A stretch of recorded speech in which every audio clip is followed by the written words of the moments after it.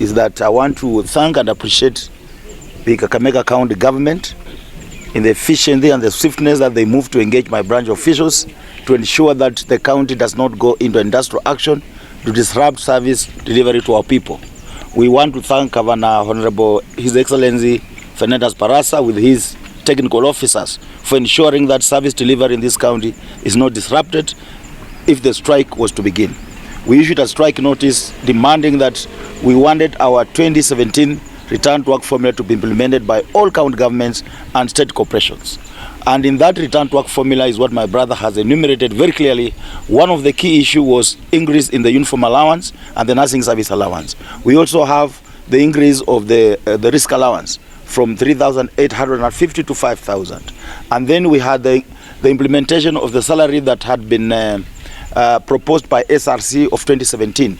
And I want to report that the strike began and we had those institutions that never went on strike. And one of them is the county government of Kakamega, Kenyatta National Hospital, Kenyatta University Teaching and Referral Hospital, Odhaya Teaching and Referral Hospital, Jaramogi Oginga Odinga Teaching and Referral Hospital, and we have Moi Teaching and Referral Hospital. Of course, Moi Teaching and Referral Hospital is the only public institution in Kenya that has fully implemented the return to work formula of 2017 and also implemented the risk allowance.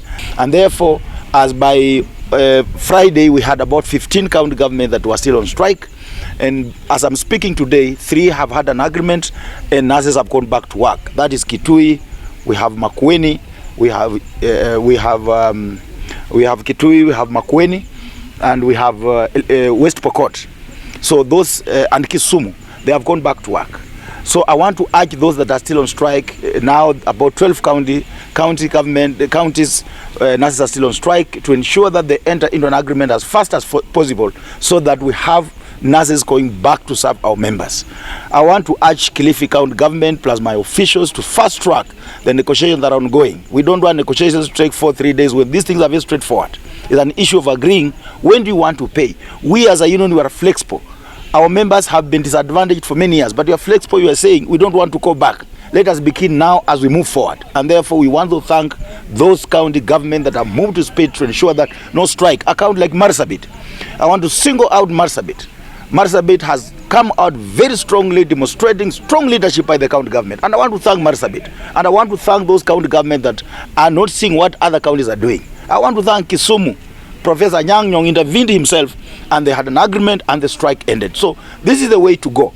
But I want to tell Migori County government that they will not resolve workers' issue by involving goons, where they hired goons to go and hijack my branch officials when they're issuing a press statement, lock them in a hotel and try to force them to call off the strike. I want to tell you, Ajilo Ayako, my friend, that we have now said the strike in Migori will not end until the promotion letters are in the hands of our members. That one, he must get it very clearly. You cannot intimidate the union. We have the right, properly enshrined in the constitution, to protect our members and to champion for their rights. We issued a strike notice that was to start on 8th of August this month.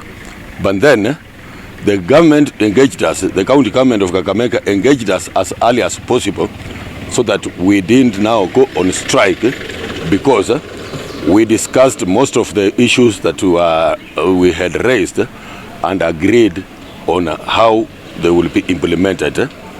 We agreed on timelines, and then we decided not to participate in the strike meanwhile, because most of our grievances were addressed by the county government of Kakamega. We thank the leadership of Kakamega County for having made efforts, because whatever we had issued in the strike notice was addressed and given timelines. What we are only saying is that we are thanking the county government of Kakamega for having worked faster, agreed with us, so that we avoid the suffering that Kakamega County people could have gone into because of the nurses' strike.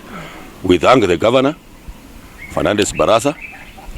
We thank the Department of Health, led by CEC Dr. Imbai and the Chief Officer Dr. Lila.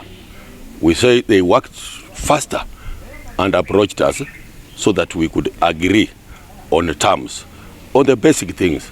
And we are urging all other counties in the country to at least follow suit and do what Kakamega County has done. We don't want our Kenyans to suffer.